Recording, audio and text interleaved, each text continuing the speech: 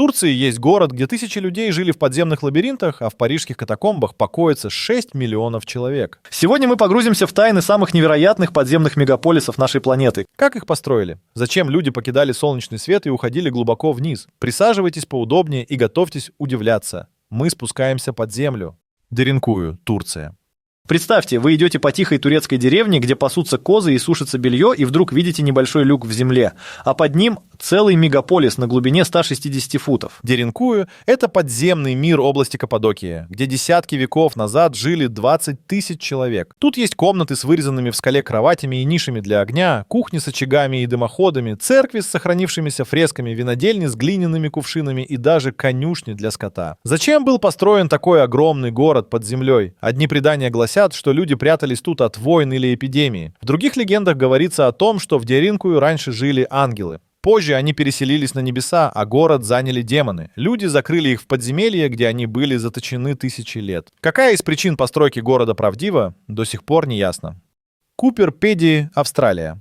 А теперь перенесемся из Турции в раскаленную пустыню Австралии, где люди нашли способ спастись от жары. Каким образом? Все просто. Они ушли под землю. Купер-Педи — город, вырезанный прямо в мягком красном песчанике. Здесь есть дома с просторными комнатами, бары и даже церкви с высеченными в камне алтарями. Все под землей. Сейчас там живут порядка 2000 человек. История Купер-Педи началась в 1915 году, когда колонизаторы приехали сюда добывать опалы, красивые драгоценные камни. На поверхности температура доходит до 122 градусов по Фаренгейту. Местные шахтеры сначала жили на поверхности, но после перебрались в вырытые шахты. Постепенно люди обустроили их, превратив в уютные дома. Забавно, что Купер-Педи переводится с языка аборигенов как «нораа белого человека». В подземном городе температура не поднимается выше 77 градусов. Сюда любят приходить туристы, желающие посмотреть на подземный быт или купить сувениры из опалов. Пекинский подземный город, Китай. Вернемся в более прохладное место. Под шумным Пекином, где миллионы людей снуют по улицам каждый день, скрыт мрачный секрет холодной войны. В 1960-х годах Мао Цзэдун приказал построить под столицей Китая сеть бункеров на случай ядерной атаки. В итоге получились не просто укрытия, а настоящий мегаполис под землей. Туннели тянутся на 50 миль, а сам комплекс должен был вместить в себя 6 миллионов человек. До 70-х годов прошлого века тут были рестораны, больницы с операционными, склады с консервами и даже театры. Бункер строила тьма людей, начиная со школьников и заканчивая пенсионерами. Некоторые туннели подземелья соединяют ключевые точки города, от правительственных зданий до вокзалов. Сейчас бункер не функционирует, а большинство помещений затоплены. Но кто знает, что действительно находится за железными дверями бункера? Пустые коридоры с облезлой краской или секретные военные базы. Матмата, Тунис. Вдалеке от Пекина, в африканском городе Тунисе, прячется Матмата, город, который будто вырезали в земле инопланетяне. Десятки искусственных пещер уходят в твердый грунт и до сих пор являются домом для многих людей. Берберы, древний народ Сахары, создали эти дома тысячи лет назад, спасаясь от палящего солнца и набегов врагов. Все копали вручную, используя лопаты и кирки, укрепляя стены глиной. Сегодня тут живут люди, которые пекут хлеб в подземных печах, выращивают оливки и принимают туристов, показывая свой странный быт. Вы могли видеть Матмату в «Звездных войнах». Это дом Люка Скайуокера. В самом деле, один из домов берберов был снят для сцены из данного фильма. Матмата — поистине таинственный инопланетный город, который привлекает к себе немало туристов. Каймаклы, Турция. Вернемся в Турцию, к еще одному подземному чуду – Каймаклы. Этот город меньше Деринкую, но не менее загадочен. В древности здесь могли спрятаться около 15 тысяч человек на глубине 60 футов, в лабиринте узких коридоров и тайных комнат. Тут были мельницы для зерна, резервуары с водой и винные погреба, где хранились огромные кувшины алкоголя. Каймаклы построили много веков назад, возможно, одновременно с Деринкую. По слухам, где-то в глубине существует тоннель, который соединяет эти два города. Каменные двери, похожие на мельничные жернова, закатывали в проходы, чтобы не впустить врагов, а выдолбленные дыры в стенах пускали воздух под землю. Как люди древности, не имея чертежей и машин, создали такую сложную подземную систему? Некоторые считают, что Каймаклы являются частью огромной сети городов под Каппадокией, и большая ее часть до сих пор не найдена. Может, археологам предстоит найти еще больше подземных городов Турции? Эдинбургские подземелья, Шотландия. Теперь отправимся в Европу, в город Эдинбург. Тут под старинными улицами скрывается мрачный подземный мир 17 века.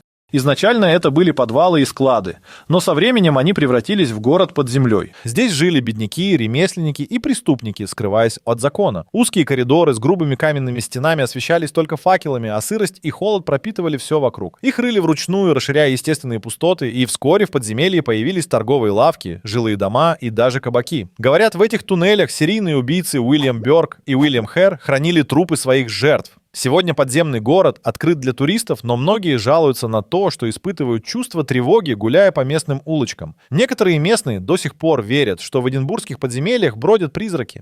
Монреальский подземный город, Канада. Не все подземные города уходят корнями в древность. В канадском городе Монреаль под землей раскинулся современный мегаполис, построенный в 20 веке. Его туннели соединяют дома, офисы, магазины и станции метро по всему центру Монреаля, спасая людей от морозов и пробок. Все началось с простых переходов между зданиями, но со временем выросло в целую сеть, где тысячи людей живут, работают и покупают кофе, не выходя на поверхность. Тут есть стеклянные потолки, пропускающие свет, зоны развлечений, а площади украшают фонтаны. Сейчас подземный Монреаль продолжает активно расширяться, что наводит на мысль, не придется ли другим крупным городам мира тоже уйти под землю со временем. Матера, Италия. А теперь поплывем из заснеженной Канады в залитую солнечным светом Италию. Представьте себе, вы стоите на живописном холме в городке Матера, любуетесь старинным городом, а потом узнаете, большая его часть скрыта под землей. Матера – это древнее поселение, где поколениями жили в пещерах, созданных вручную. Все начиналось с простых укрытий, которые выдалбливали каменными орудиями, но со временем пещеры превратились в настоящий город. Сейчас основная часть населения города живет в прекрасных каменных домах, но кто-то до сих пор предпочитает жить в глубине величественных и красивых скал. Сегодня Матера — объект ЮНЕСКО, который является примером того, какими прекрасными и таинственными могут быть жилища людей. Парижские катакомбы, Франция. Однако Европа является не только местом прекрасных и живописных мест, но и жутких подземелий со зловещей историей. Под романтичным Парижем скрывается мрачный подземный комплекс, так называемые парижские катакомбы. Это обширное пространство площадью в 4000 квадратных миль. Но размеры не самый удивительный факт о катакомбах. Именно здесь, под парижскими улицами, покоятся останки 6 миллионов человек. Все началось в 18 веке, когда кладбища города переполнились, и кости решили перенести в старые каменоломни под городом. В этих шахтах веками добывали известняк и другие породы для строительства домов, церквей и целых соборов. Тысячи рабочих с лопатами и тачками создали в итоге лабиринт на глубине до 100 футов.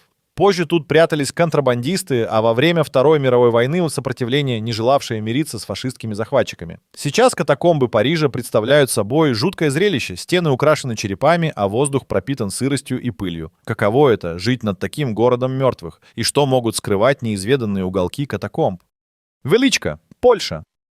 Уйдем от мрачных стен из черепов в более уютное место. В Польше под городом Величко раскинулся подземный мир из соли. Это не просто шахты, это целая история длиной 700 лет. Тут добывали соль с 13 века, и рабочие вручную создали туннели, залы и даже часовни на глубине 1000 футов. Местные шахты из добывающего предприятия превратились в полноценные музеи, что хранят удивительные артефакты. В глубине земли туристы могут полюбоваться на соляные статуи, люстры и прекрасные подземные озера. Всего длина ходов составляет около 800 футов, раскидывая сеть таинственных туннелей в глубины земли. Правда, большая часть шахт закрыта для посетителей, поэтому людям приходится наблюдать лишь малую часть гигантского подземного комплекса, что когда-то обеспечивал солью даже королевский двор. Воздух тут из-за соли целебный, и туристы до сих пор спускаются в этот кристальный город для лечения легких в окружении прекрасных статуй. Но что может таиться в закрытой части подземных шахт?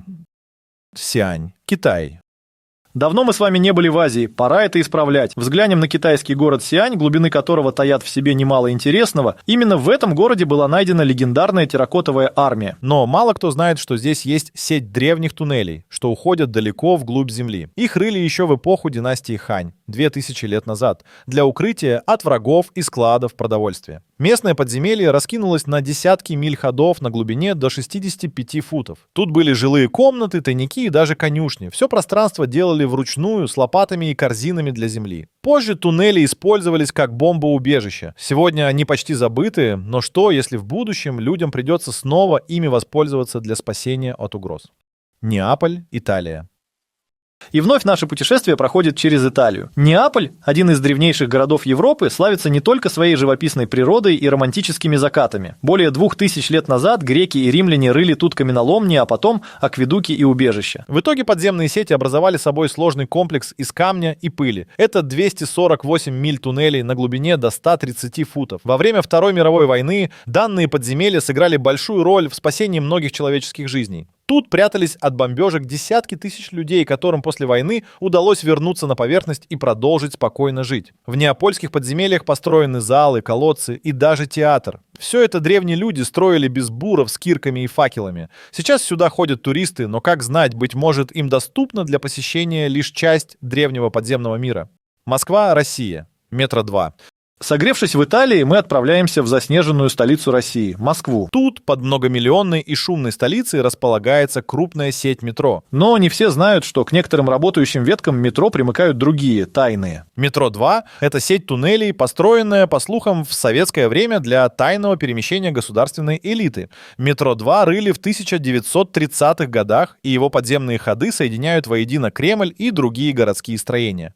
Эту сеть туннелей строили в тайне, не раскрывая полного плана даже рабочим, чтобы скрыть истинное расположение ходов от любопытных глаз. Во времена СССР тут находились командные пункты, склады и жилые зоны, целиком состоящие из бетона. Сегодня о метро 2 ходят легенды, но что там находится сейчас, неизвестно. Быть может, оно продолжает тайно функционировать? Сиэтл, США. Через Сибирь переберемся в Аляску, а затем в город Сиэтл. Тут под современными улицами находится подземный город XIX века. После пожара 1889 года улицы подняли над землей, а старые здания ушли под фундамент. Магазины, дома и переулки на глубине до 30 футов построены из кирпича и дерева. Сложно поверить, что нынешние жители Сиэтла живут над старым Сиэтлом. Сегодня это музей, в котором люди могут окунуться в историю и пройтись по старинным улицам, каково было жить в те далекие года. И не прячутся ли в тени старого Сиэтла его призраки. Турда, Румыния.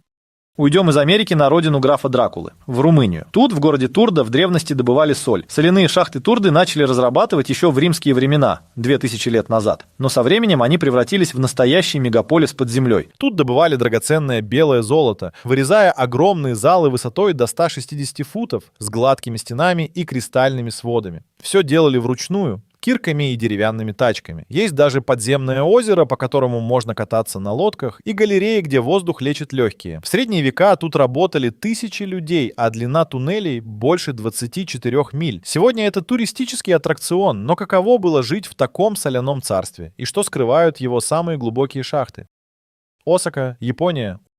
Перенесемся в Японию, где под шумной Осакой спрятан современный подземный город. Район Умэда, это не просто метро, а сеть туннелей и залов, построенная в 20 веке. Тут магазины с яркими витринами, рестораны с запахом рамена и офисы. Все на глубине до 98 футов. Строили его с 1960-х годов, чтобы разгрузить улицы и защитить от стихий. Бетонные коридоры, стеклянные потолки и эскалаторы создавали с помощью техники, но продумали все до мелочей, от вентиляции до освещения. Тысячи людей проходят тут каждый день, даже не задумываясь, что они в гигантском комплексе под землей. Мехико, Мексика.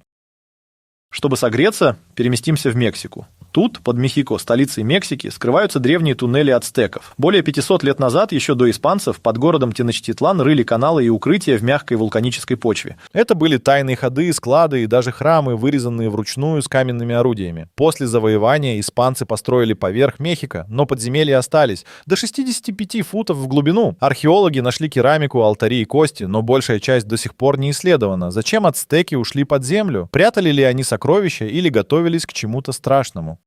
Будапешт, Венгрия.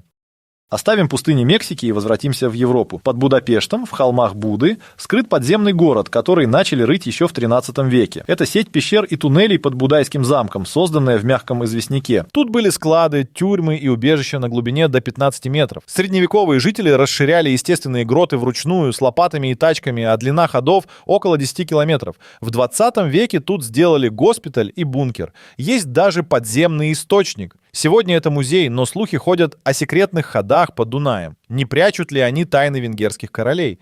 Канберра, Австралия. В Канберре, столице Австралии, под землей сеть бункеров 20 века. Их строили в 1940-х годах как убежище на случай войны. Это бетонные туннели и залы на глубине до 60 футов, созданные с помощью буров и взрывчатки. Тут были командные пункты, склады и даже радиостанции, рассчитанные на сотни человек. Общая длина около 3 миль. Сегодня они закрыты, но слухи ходят о секретных уровнях под парламентом. Кто ими пользовался? И не готовят ли их к новому использованию? Хельсинки, Финляндия. В Хельсинки под землей современный город-бункер. Его строили с 1960-х годов как убежище на случай войны. Это туннели, залы и склады на глубине до 80 футов, вырытые в граните бурами и взрывчаткой. Длина около 124 миль. Тут есть спортзалы, парковки и даже церковь, рассчитанные на тысячи людей. Сегодня часть открыта, но бункеры готовы к использованию. Что ждет этот подземный мир? И не станет ли он мегаполисом будущего, если начнется Третья мировая война? Пхеньян, Северная Корея. В Северной Корее, под Пхеньяном, скрыт секретный подземный город. Его строили в 20 веке как убежище для элиты и армии. Это туннели и бункеры на глубине до 980 футов, вырытые бурами и взрывчаткой в скале. Длина десятки миль. Говорят, тут есть командные центры, склады и даже метро для эвакуации. Все делали в тайне, и доступ закрыт. Что прячется в этих глубинах? Мы вряд ли узнаем в ближайшее время. Какой из этих городов вас удивил больше всего? Хотели бы вы спуститься в Деренкую или пройтись по катакомбам Парижа? Пишите в комментариях, ставьте лайк и подписывайтесь, если хотите узнать больше об интересных уголках нашей планеты.